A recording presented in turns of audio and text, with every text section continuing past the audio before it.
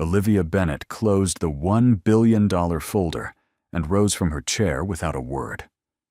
3 hours inside one of Chicago's most expensive hotel dining rooms, and not a single executive at that table could answer the legal question she had raised 4 separate times.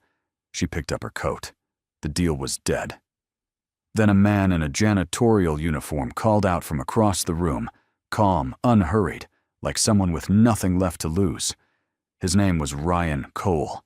He mopped floors for a living, and what he said next in flawless Mandarin stopped everyone cold. The Meridian Grand had a way of making certain people disappear. Not literally, but in the manner that luxury space is often managed, through marble and lighting, and the unspoken social contract that divided the people who were served from the people who did the serving. Ryan Cole had worked the night shift at the Meridian for going on 6 years, and he had long since accepted his position on that invisible divide. He pushed his cart down the corridor after midnight, when the chandeliers still burned, but the guests had retired, and the building belonged to nobody in particular. That was the hour he preferred. No one to navigate around. No one to look through him. He was 38 years old, broad-shouldered in the way of a man who had once planned a different kind of life, and then simply never stopped moving once that life fell apart.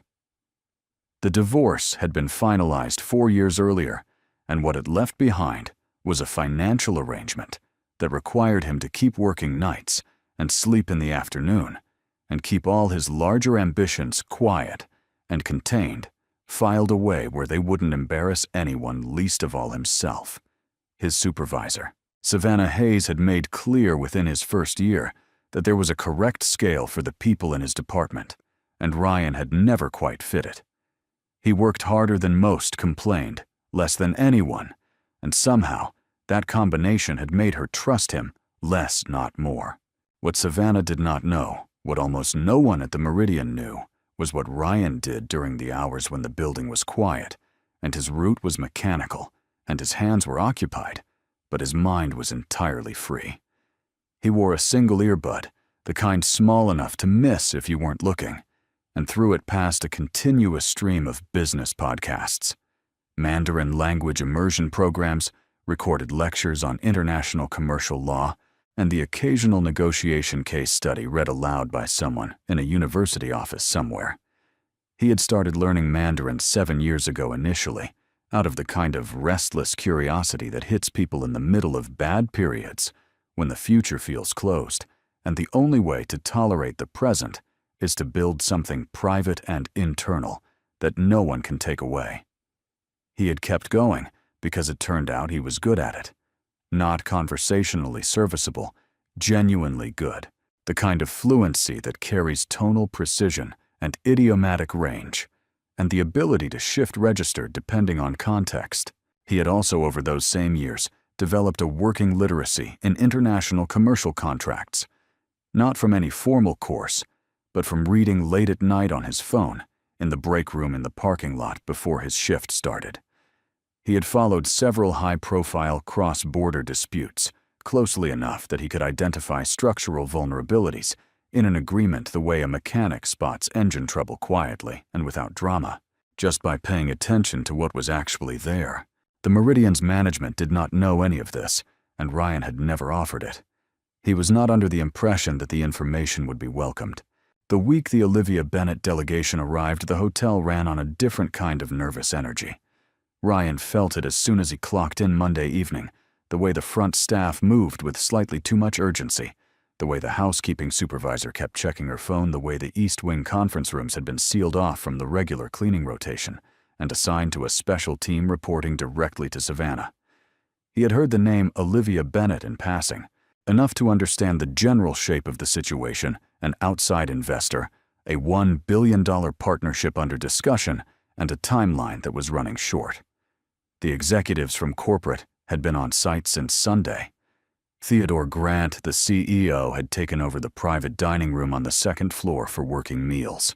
Ryan's assignment that week was the service corridors adjacent to the conference wing, not the rooms themselves, but the hallways, the supply alcoves, the areas that connected the back of house to the presentation spaces. It was routine work, close enough to the action to hear it, but separated by enough walls and closed doors that it should not have mattered. Except that on Tuesday evening, while he was moving through the alcove behind Conference Room 4, the interior door was left slightly ajar, and through it he could hear a conversation that was not meant for him. The voices were distinct. One was crisp and clipped American accented, with the particular precision of someone who chose words the way a surgeon chose instruments. Ryan recognized it from the hotel bulletin as Olivia Bennett's.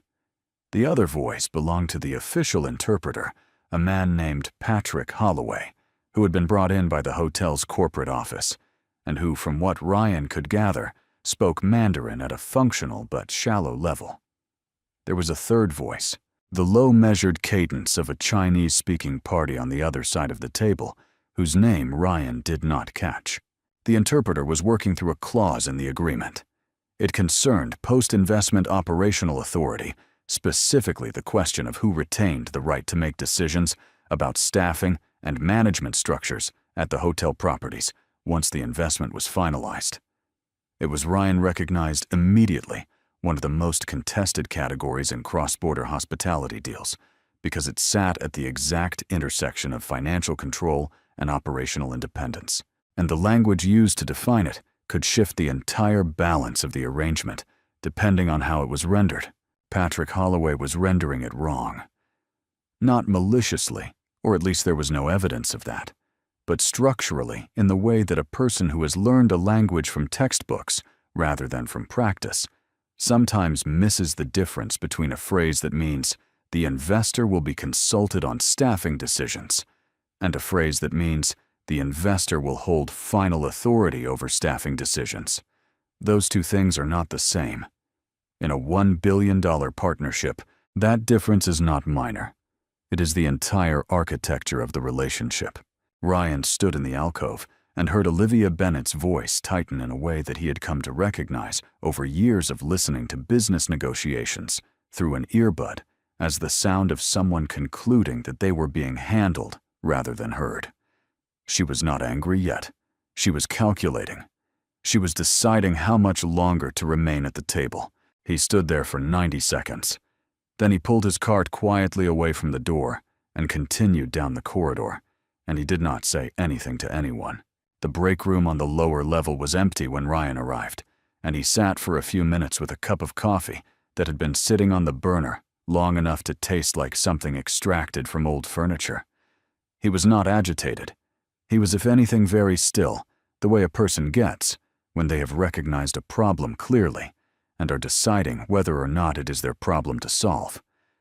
By any reasonable measure, it was not. He was a janitor. He had not been in that meeting. He had not been invited to form opinions about the contents of the negotiation, and nobody at the Meridian Grand would thank him for forming one. But he had heard what he had heard, and he knew what he knew, and those two facts had a way of sitting in the chest with more weight than he would have preferred. He took out his phone during the break and found a copy of the publicly available framework document that had been referenced in a trade publication covering the Bennett Group's recent deal activity. The actual contract was not public, but the structural terms that had been circulated in the industry press were enough to confirm what he suspected. The clause Patrick Holloway had rendered incorrectly was not peripheral. It was load-bearing. If Olivia Bennett walked into the final session tomorrow, believing the hotel was attempting to cede operational sovereignty to her investment group without actually granting it, there was no version of events where the deal survived. Ryan finished his coffee, rinsed the cup, and went back to work. The following afternoon, Ryan was finishing the service corridor on the east wing when he turned a corner and nearly walked into a man he didn't recognize well-dressed, carrying a tablet, moving with the kind of purposeful distraction that meant he was trying to locate something and was not entirely sure where to look. The man glanced at Ryan's uniform, registered it in the way that people register furniture, and then looked back at his tablet and said in a slightly exasperated tone, the question he had apparently been meaning to ask someone else entirely.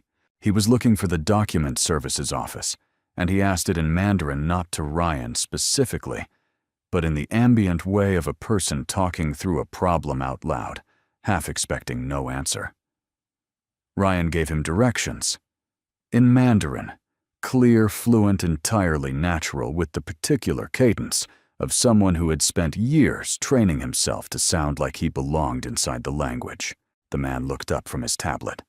His name was Marcus Webb, and he was Olivia Bennett's executive assistant, and the expression on his face in that moment was one Ryan had seen before on the rare occasions when he had let the language slip in front of someone, a kind of rearrangement, a recalibration, the look of someone who had opened a door expecting a closet and found a corridor that went much further than it had any right to.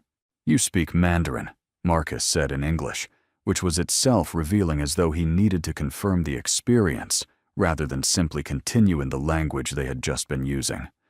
Ryan said that he did. He kept his voice neutral and his posture unhurried, the way he had learned to carry himself in spaces where standing out had more cost than benefit. Marcus asked a follow-up question, something about whether Ryan had heard of a specific business term that had come up in the day's discussions, a compound phrase with a technical legal application that the interpreter had apparently struggled to define to Olivia's satisfaction. Ryan answered that too, precisely in the way that came from having spent time with the source material rather than from having memorized a definition. Marcus looked at him for a moment, with the expression of someone filing information away for later, then thanked him and moved on down the corridor. He did not get to see how that conversation ended for Marcus. Savannah Hayes appeared at the far end of the hallway. He saw her before she reached him, saw the exact moment her eyes moved from Marcus Webb's retreating figure to Ryan's face, and then down to the cart behind him, and then back up again, with the particular expression of someone who has identified a situation that requires immediate correction. She waited until Marcus had turned the corner before she spoke. She was not loud about it.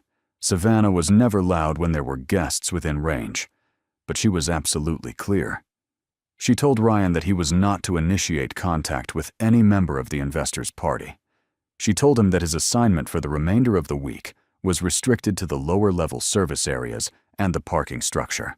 She told him that if she heard of him inserting himself into anything related to the conference wing, the meetings, or the people associated with them, she would process a formal conduct violation before the end of the shift. Ryan asked carefully whether there had been a complaint. Savannah said that there did not need to be a complaint.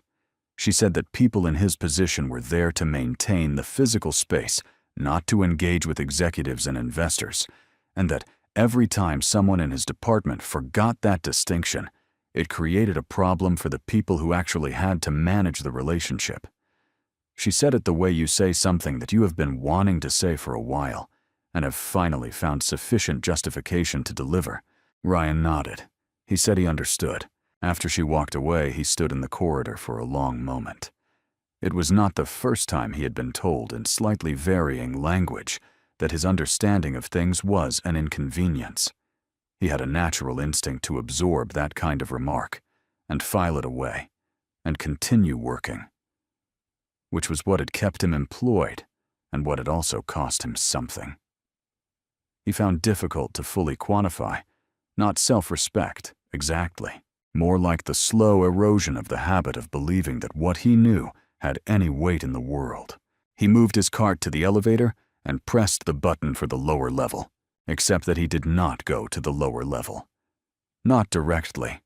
He had, in the course of his regular duties that week, been tasked with collecting confidential recycling from the document bins in the executive suite corridor, shredder-bound material that passed through his cart on its way to the secure disposal service.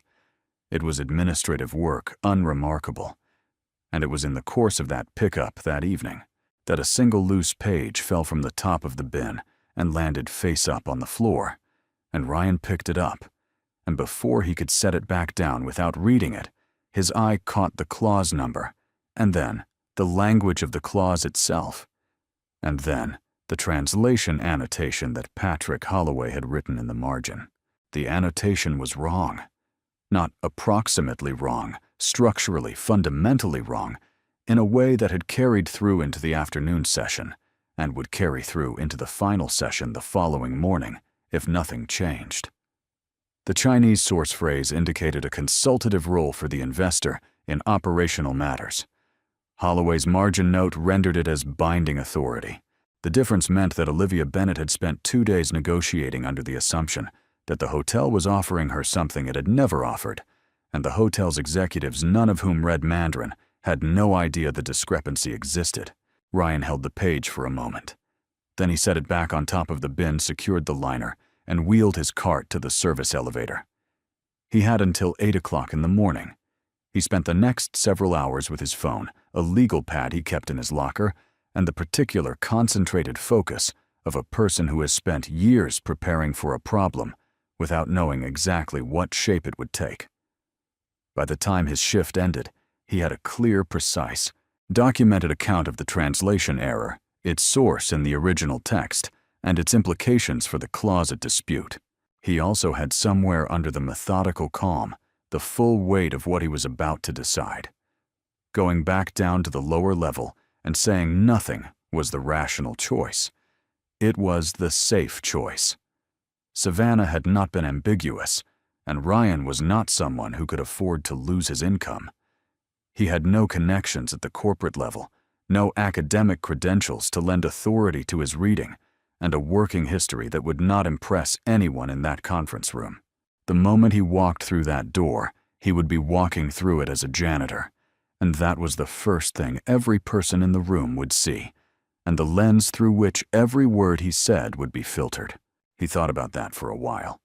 Then he thought about the $1 billion deal that was going to die in the morning because nobody in a position of authority had been paying enough attention, and about the gap between what people assumed he was capable of and what he had spent 6 quiet years actually becoming.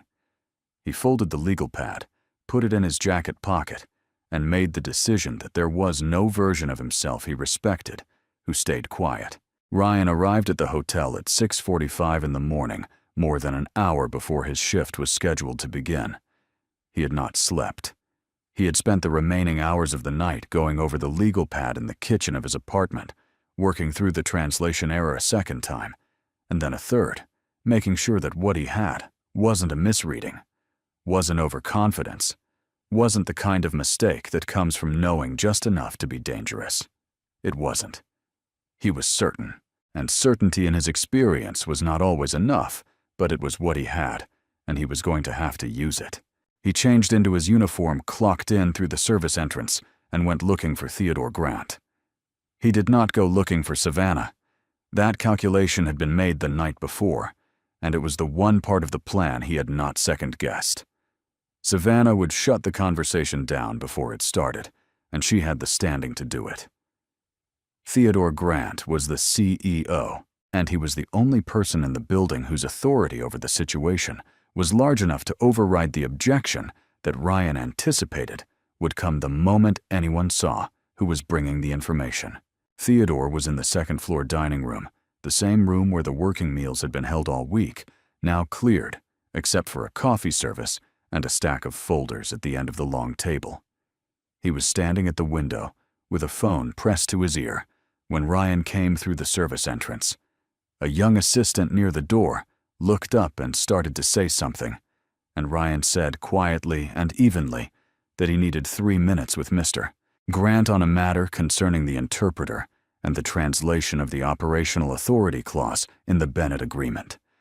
He said it the way you say something when you have decided that the worst possible outcome of saying it is still better than the alternative. Theodore ended his call and turned from the window. He was a composed man in his late 50s, with the kind of measured expression that came from years of keeping his reactions out of the room until he understood the situation. He looked at Ryan at the uniform, at the cart positioned near the service door, at the legal pad in Ryan's hand, and he did not dismiss him immediately. That was the first thing that surprised Ryan. Not warmth, not welcome, but a measured stillness that suggested Theodore Grant had seen enough surprises in his career to know that the next one might come from anywhere. Ryan laid the legal pad on the table and walked Theodore through the discrepancy. He kept it focused and technical. citing the source phrase, the correct interpretation, and Holloway's rendering, and he explained in plain language what Olivia Bennett had been hearing for 2 days versus what the hotel had actually offered. He did not editorialize. He presented it as a structural problem with a specific origin. The way he would have explained a broken pipe or a faulty ventilation relay here is the system. Here is where it failed. Here is what happens if it continues to fail. Theodore listened without interrupting. When Ryan finished, the CEO picked up the legal pad and read through the notes for a full minute. Then he set it down and asked one question: how long had Ryan been studying Mandarin? Ryan told him. Theodore asked if he could translate a specific phrase from the contract live right now from the original Chinese text. Ryan said yes. Theodore pulled a document from one of the folders on the table and read the phrase aloud. Ryan translated it, gave him the alternate rendering that Holloway had used, and explained the grammatical basis for the distinction between the two. Theodore looked at the legal pad again for a moment. Then he made a call. What happened in the next 40 minutes was not comfortable for anyone involved. Savannah Hayes arrived on the second floor to find her CEO in conversation with a member of the overnight janitorial staff, and the expression that crossed her face was the specific combination of disbelief and controlled fury that comes when a system you have maintained very deliberately is shown to have a gap in it. She did not raise her voice. She pulled Theodore aside and spoke to him in the low, clipped register of someone making a case they fully expected to win, and Ryan stood near the window and waited, looking at the Chicago skyline beginning to catch the early light, and did not try to hear what was being said. He could guess. He had been on the other side of that argument his whole adult life. He knew the shape of it the way it didn't question the information directly, but questioned the source, the standing, the appropriate channels, the organizational optics of letting someone from a floor crew insert himself into a $1 billion negotiation 45 minutes before the final session. It was a reasonable argument by a certain logic, and Savannah made it with the confidence of someone who had always found that logic reliable. Theodore Grant came back to the table and told Ryan to be outside conference room 4 at 8 o'clock. Savannah said his name once sharp, like a door closing. Theodore looked at her and said that if there was a translation error of the magnitude Ryan had described, they were going to walk into that room and lose the deal on a technicality that had nothing to do with the actual terms, and that no organizational protocol was worth $1 billion. He said it without anger, as a statement of arithmetic, and then he picked up his phone and resumed the call he had ended earlier. Ryan left the dining room and went to return his cart to the supply room. On the way, he passed 2 members of the housekeeping team, who gave him the look that circulates quickly in service environments whenever something unusual is happening, the particular attentive neutrality of people who know something is wrong but haven't yet been told what. He didn't explain. He had 30 minutes, and he spent them in the break room going over his notes one last time, reading the disputed clause until the language was absolutely settled in his mind, the way you settle your footing before stepping onto uncertain ground. Conference room 4 at 8 o'clock held 7 people. Theodore Grant sat at the head of the table. 2 of the hotel's senior legal representatives flanked him. Marcus Webb, Olivia's assistant, was positioned near the door with a tablet and a separate document folder he had brought from the delegation suite, and he carried the expression of a man who had been managing crises since 6 in the morning and expected to continue through noon. Patrick Holloway, the official interpreter, sat to the left of the empty chair where Olivia Bennett would sit, and when he saw Ryan come through the door in his uniform, something shifted in his posture. Not aggression, more the particular alertness of someone who has just understood that the morning is going to be different from what they planned. Savannah was in the room too, standing near the back wall, which was her version of making a point without making a scene. She had arrived before anyone else and positioned herself where she could observe without being central to what was happening, and the fact that she was still there at all meant Theodore had not asked her to leave, which in turn meant Ryan was going to have to work in her field of vision for however long this took. Olivia Bennett came in at 8:10. She was dressed in a gray suit, her folder already under her arm, and she walked to her chair the way she had apparently walked into every session this week, with the brisk economy of someone who had already spent too much time in a building that had not delivered what she came for. She glanced at Ryan with the recognition of someone who had already been briefed. Marcus had mentioned him the previous evening, enough for her to know the outline of what had happened in the corridor, and then she looked at Theodore without saying anything. Theodore introduced Ryan by name and explained briefly and directly that a discrepancy had been identified in the translation of a key clause, and that Ryan had the background to clarify it. He did not elaborate on Ryan's job title. He did not need to. Savannah's presence near the back wall and the cleaning cart visible through the glass of the conference room door established the context without any announcement. Olivia set her folder on the table without opening it. She looked at Ryan and said that she had been sitting in this hotel for 3 days, while an official interpreter handled the language on behalf of a company with significant financial resources, and she wanted to know what specifically had gone wrong and why she was hearing about it now from someone she had not seen at any previous session. Ryan answered her directly. He walked her through the original phrase Holloway's rendering and the correct translation, keeping his language precise and his delivery level. And when he reached the point in the explanation where the actual meaning of the clause became clear, that the hotel had been offering a consultative role, not a controlling authority, and that the difference between those two positions had been the source of her frustration across all 3 days of negotiation. Something in Olivia's expression shifted, not warmth, but recognition. The look of someone whose internal accounting of a situation has just been recalibrated by a single new variable. Holloway started to say something from his side of the table. Olivia raised one hand without looking at him, and the room stayed quiet. What followed was the most difficult professional hour of Ryan's life. Not because the room was hostile by the time Theodore nodded for him to continue.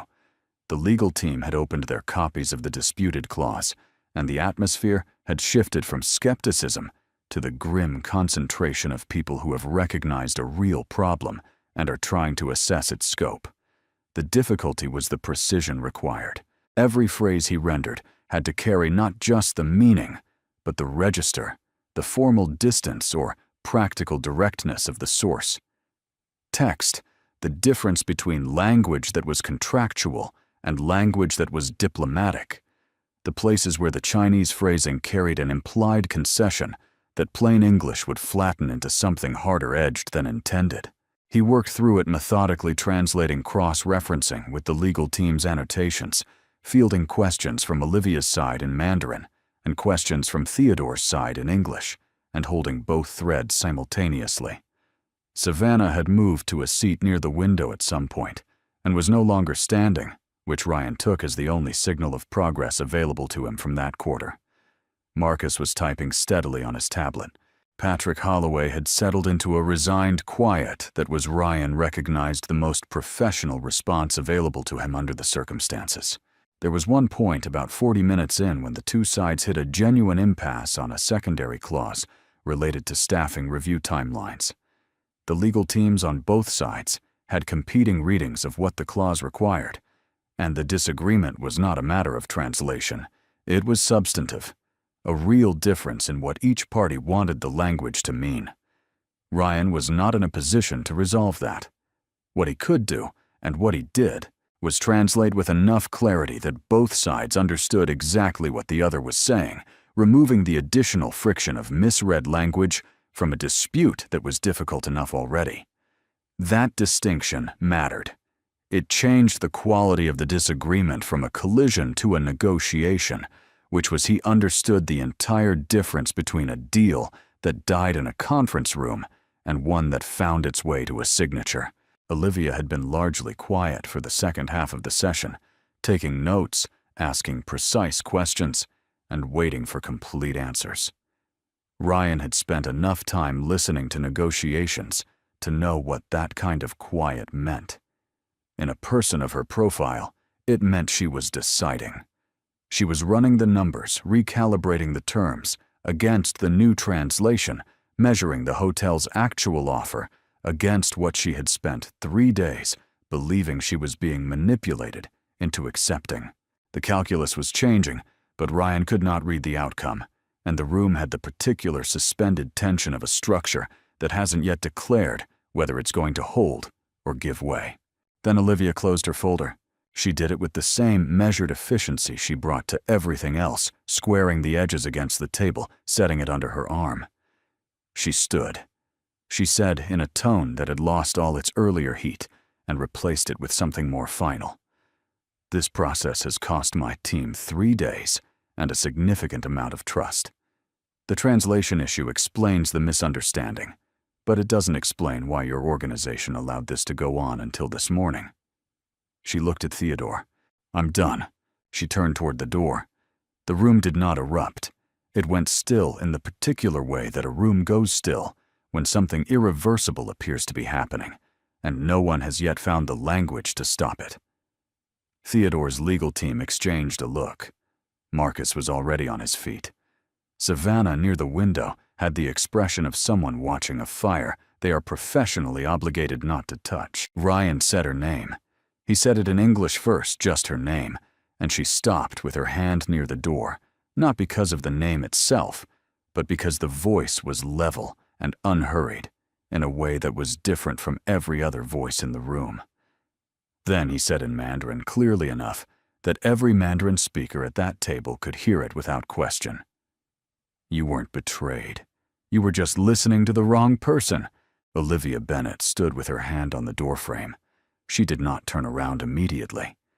The silence in the room was total, not the silence of emptiness, but the silence of 8 people holding very still while something shifted. When she finally turned back, her expression had not softened, but it had changed. There was a quality to it that Ryan had not seen on her face at any point during the session, the look of someone who has decided to hear one more thing before making a final decision. She came back to the table. She did not sit down. She set her folder back on the surface and looked at Ryan with the direct, evaluating attention she had previously reserved for the legal documents in front of her, and she said, "Then say what needs to be said." Ryan said what needed to be said. He did not start with the contract. He started with the problem underneath the contract. The fact that for 3 days, 2 parties had been negotiating in good faith, while a third party positioned between them as a neutral conduit had been introducing a distortion so consistent that both sides had adapted their responses to a version of the discussion that did not actually exist. He said this without assigning intent to Holloway. He said it as a structural observation, the way you describe a cracked foundation without speculating about the construction crew. Then he turned to Marcus, who had the document folder he had carried into the room at the start of the session, and asked him to open it to the operational authority clause. Marcus set it flat on the table between Ryan and Olivia, and Ryan walked her through the full arc of the misread clause, where it appeared in the original agreement, how Holloway's rendering had shifted its meaning, and what the hotel's legal team had actually been trying to offer her when they drafted it. Olivia stood at the table and listened. She did not sit, and Ryan did not suggest it. He understood, in the way he had come to understand a great many things, by watching rather than participating, that she needed to receive this information from a standing position that sitting back down felt to her like a concession she had not yet decided to make, and that forcing that decision prematurely would lose her again. So he spoke to her, as she was, standing on the other side of the table with her folder under her arm, and he was careful and exact, and he did not hurry.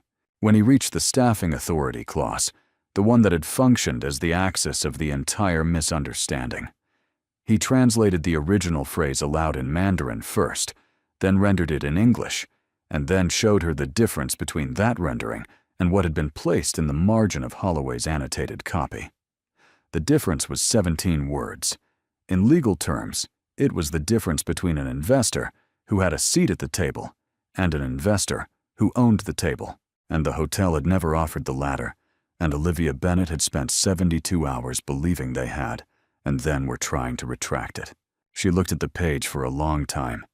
Then she looked at Theodore Grant, Theodore said without qualification that what Ryan had described was accurate, and that the hotel took full responsibility for the failure of communication. He said that the offer on the table was, and had always been, a consultative partnership, genuine, substantive, and structured for mutual benefit, and that nothing in the original terms had been designed to mislead or diminish the scope of her authority within the agreed framework. He said it cleanly, without the hedging language that lawyers use when they are protecting against liability, and Ryan recognized the specific courage that required from a man in Theodore's position. Olivia set her folder on the table. This time she sat down. What came next was 3 hours of the most concentrated work Ryan had ever done in a room. The formal session had dissolved into something more direct, less presentation, more problem-solving, and Ryan sat at the center of it as the sole conduit between two parties who had spent 3 days building walls out of misread language and were now cautiously dismantling them. He translated every substantive exchange. He flagged 2 additional clauses where Holloway's earlier annotations had introduced ambiguity, both smaller in scale than the operational authority issue, but significant enough to warrant correction.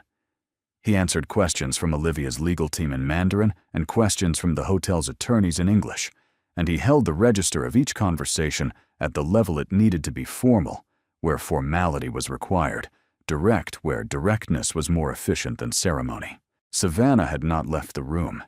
She was seated near the window still, and Ryan was aware of her, the way you are aware of a structural element in a building, not as a presence that required management, but as something fixed in the environment that he had already accounted for and had no remaining energy to concern himself with.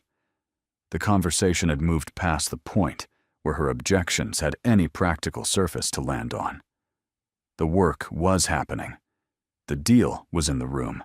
There was one moment about 90 minutes into the session when the discussion hit a wall that had nothing to do with translation.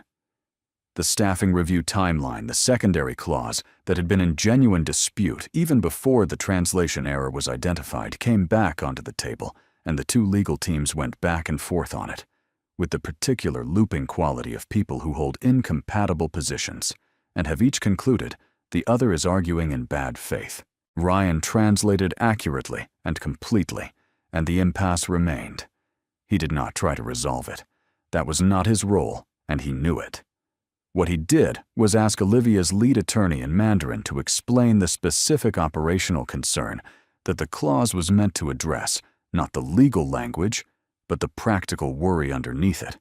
And then he put that concern in plain English to Theodore's team, stripped of the formal register that had been making it sound like a demand rather than a risk management question. Theodore's attorney responded to that version of the concern directly, and within 20 minutes, the 2 sides had found a compromise formulation that both teams accepted. Olivia watched that exchange without commenting. When it was resolved, she made a note in her folder and moved to the next item. The agreement was initialed at 11:47 in the morning. Not signed, that would come after the formal review period, the final legal vetting, the process that these things required, but initialed, which in the context of what the previous 72 hours had looked like, was by any reasonable measure the equivalent of a resurrection. Theodore's legal team moved through the room with the careful energy of people who were not yet celebrating, but had allowed themselves to believe that celebration was eventually permissible. Marcus Webb closed his tablet for the first time all morning and exhaled in the way of someone who had been holding his breath for 3 hours and had only just noticed. Olivia Bennett did not celebrate. She finished her notes, straightened her folder, and then looked across the table at Ryan with the same evaluating attention she had brought to the contract, and she said that she wanted to make a formal request before the session closed. She said she wanted Ryan Cole designated as the primary liaison for all communications between her investment group and the hotel's management team throughout the duration of the partnership. All Mandarin correspondence, all cross-cultural negotiation, all review sessions involving her international partners, she wanted him in the room. She said it to Theodore clearly, and without hedging in the manner of someone who has identified a variable that produced a good outcome and intends to retain it. Theodore said yes before anyone else in the room had processed the request. Savannah, near the window, said Theodore's name in the same tone she had used earlier that morning. Theodore turned to look at her, and whatever was in his expression caused her to stop because she did not finish the sentence. The room cleared slowly. The legal teams gathered their materials and moved toward the corridor, talking in the low tones of people with a great deal of remaining work ahead of them. Marcus Webb stopped near the door and told Ryan in Mandarin that Olivia's primary negotiating partner in Beijing would specifically want to work with someone who understood both the language and the contractual context, and that this appointment was not ceremonial. Ryan thanked him and meant it, and Marcus nodded once and followed his team out. Theodore Grant was the last one to reach the door. He stopped and turned back into the room, and Ryan was still at the table gathering the legal pad he had carried from home that morning, and he looked up as the CEO approached. Theodore stopped a few feet away and looked at Ryan with the expression of a man who was in the process of revising a significant number of assumptions about the organization he ran, and was not entirely comfortable with what the revision was revealing. He said, "The person who saved this deal today was not in an executive chair. He wasn't in the room because we invited him. He was here because he decided to be here, and the rest of us spent 3 days being the problem he had to work around." He said it directly and without the managed cadence of a prepared statement, which meant he was saying it for himself as much as for Ryan. Then he said that he was going to recommend Ryan for a formal position, a newly created role in international communications, with a salary and title that reflected the actual function, and with corporate funding for a professional certification in international commercial mediation, if Ryan chose to pursue it. He said the recommendation would go to the board with his full support. Ryan thanked him. He kept it brief because the moment did not need more words than that. Theodore left. Ryan stood alone in conference room 4 for a moment in the quiet, after everything had resolved with the legal pad under his arm and the specific feeling of a person who has spent years carrying something heavy and has not yet fully registered that he is allowed to set it down. Savannah Hayes was moved out of her senior management role within the week. The official language of the personnel action described it as a restructuring of the hospitality services division, which was true in the narrow sense that the restructuring was real. The reason it was real was less narrow. 3 members of the overnight staff had submitted written accounts unprompted, detailing specific incidents, a pattern of conduct that predated Ryan by years, and had flourished because the people it affected were the kind of people who had learned by experience that the formal complaint process was not designed with them in mind. The hotel's HR director reviewed the accounts and escalated them to Theodore's office. Theodore reviewed them and made a decision.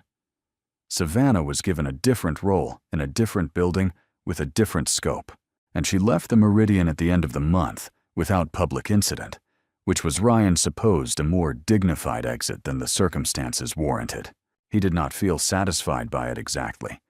He felt something more complicated, the recognition that justice in institutional settings rarely arrives cleanly, that it tends to come late and incomplete and packaged in administrative language, and that the people who had been on the receiving end of her particular management style for years had not received any direct acknowledgement of what they had endured.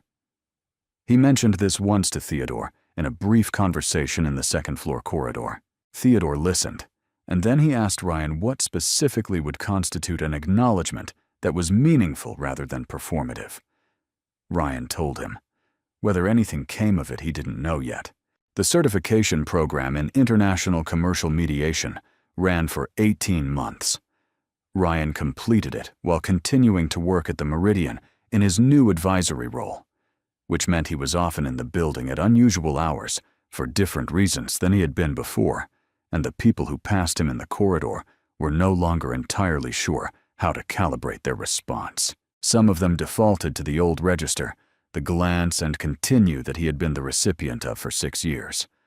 Others had adjusted. He had stopped tracking which was which. It was not he had decided the most useful thing to track. The official partnership between the Meridian Group and Olivia Bennett's investment firm was announced publicly 8 weeks after the initialing. The press materials mentioned a robust cross-cultural communication framework as a contributing factor in the successful negotiation, which was the kind of language that means something specific to the people who know what it refers to, and nothing in particular to everyone else. Ryan read it over his morning coffee and found it neither satisfying nor inadequate. It was simply how institutions described things they didn't have clean language for. What he found more significant was a conversation he had with 4 members of the hotel's maintenance and housekeeping staff 6 months after his role officially changed. They had heard in the specific way that service staff hear things through corridors and break rooms, and the particular grapevine that exists in large buildings, about what Ryan spoke and what he had done with it, and 2 of them had approached him separately to ask whether he knew of any resources for learning a second language. Not for a deal, not for a career move, just to know it, to have it. The way he had first decided to learn years earlier, because a closed future is more tolerable when you are building something in it that no one else can see yet. He told them what had worked for him. He wrote down the names of the podcasts and the free platforms and the specific approach to language immersion that he had developed through trial and error over 7 years. Then he thought about it for a few more weeks and drafted a proposal for a structured after-hours program, free and formal, held in the hotel's lower-level conference space on weekend mornings, open to anyone on the service staff who wanted to participate.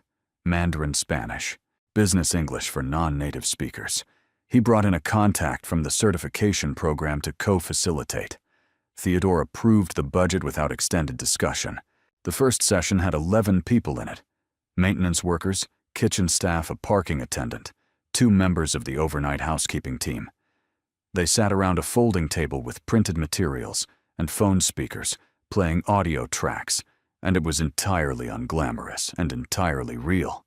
And Ryan stood at the front of the room and felt something he did not immediately have a word for. Not pride, exactly. More like the specific satisfaction of a system working the way a system is supposed to work, which is to say, without excluding the people who have the most to gain from it. Theodore Grant made one public statement about Ryan at an internal all-staff meeting 2 months after the partnership was finalized. He did not prepare it in advance, which was evident from the way he said it, without the polish of a drafted speech, in the flat, honest cadence of someone working out a thought in real time. He said that the deal they had almost lost, and then recovered, had been salvaged by a single person acting on knowledge that nobody in the organization had bothered to discover he possessed, and that this was not a tribute to that person's patience in waiting to be noticed. It was an indictment of the organization's habit of deciding in advance who was worth listening to. He said that the most expensive assumption a company could maintain was the assumption that expertise announced itself through job titles, and that they had come within 30 seconds of a closed door and a $1 billion loss to prove it. He said, the person who saved this deal was someone we walked past every single day and never actually saw. That's not his failure. That's ours. The room was quiet in the way rooms get quiet when something true has been said plainly. Ryan was not at the all-staff meeting. He was in the lower-level conference space running the second session of the language program with a different group of people and the same folding table and the same unglamorous, entirely real process of learning something that the world had not offered them a formal path to reach. He heard about the speech later secondhand, the way he had always heard about the things said in rooms he wasn't in. He thought about it for a while. Then he turned back to the session and he kept going. There is a kind of knowledge that institutions are built to recognize, credentialed, titled, arriving through the correct sequence of doors, in the correct order. And then there is the kind that gets built in the margins, in the hours when no one is watching, and the future is something you construct alone. because the world has not yet offered to help you construct it. The distance between those two things is not intelligence. It is not ability. It is only opportunity, and the question of who gets offered it and who is left to build their own way through regardless. Ryan Cole had spent 6 years building his, and when the moment came, he walked through the door,